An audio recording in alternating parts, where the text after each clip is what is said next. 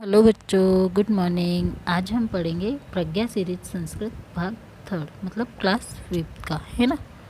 अब सबसे पहले हम लेसन का नाम पढ़ेंगे। चतुर्थ पाठः सुभाषितानि। आगे हम इसके शब्दार्थ पढ़ेंगे। नारीणाम, स्त्रियों का, सर्वस्य, सबका, सह, वह, जीवति, जीवित है, यस्य, जिसका, गुण धर्म विहीनस्य, गुण और धर्म से हीन का, जीवितम, जीवन, निष्प्रयोजनम, व्यर्थ, परहस्तगतम, दूसरे के हाथ में गया हुआ, कार्यकाले, कार्य का समय, समापने, आने पर, तक्षकस्य, सर्प के, दंते, दांत में, मक्षिकायाः, मक्खी के, वृश्चिकस्य, बिच्छू के, पुच्छे, पूछ में, सर्वांगे, सभी अंगों में, अयम, यह, निजः, अपना, परः, पराया, वा, अथवा, लघुचेतसा, तुच्छ चित्त वालों की, वसुधैव, पृथ्वी की, कुटुंबकम, परिवार, उद्यमेन, उद्योग से, सिद्ध्यन्ति, सिद्ध होते हैं।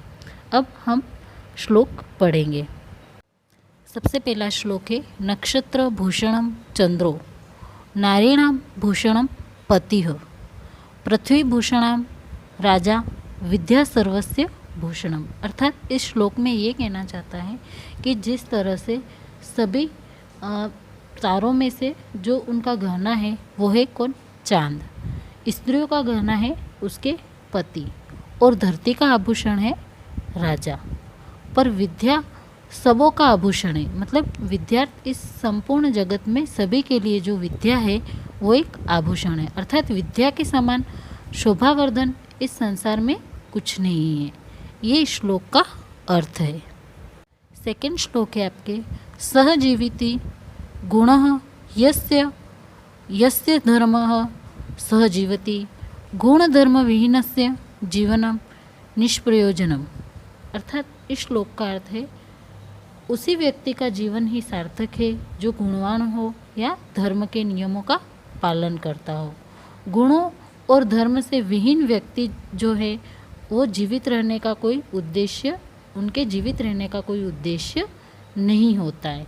मतलब जो व्यक्ति अपने जीवन में अपने जीवन को सार्थक तरीके से तभी जी पाता है जब वो गुणवान होता है और धर्म के नियमों का पालन करता है, अन्यथा उसके जीवित रहने का कोई उद्देश्य नहीं रहता। धर्म विहीन व्यक्ति के जीवित रहने का कोई उद्देश्य नहीं रहता, और वह समाज के लिए वह भार स्वरूप होता है। अपने समाज में वो व्यक्ति जो होता है वो किसके समान होता है?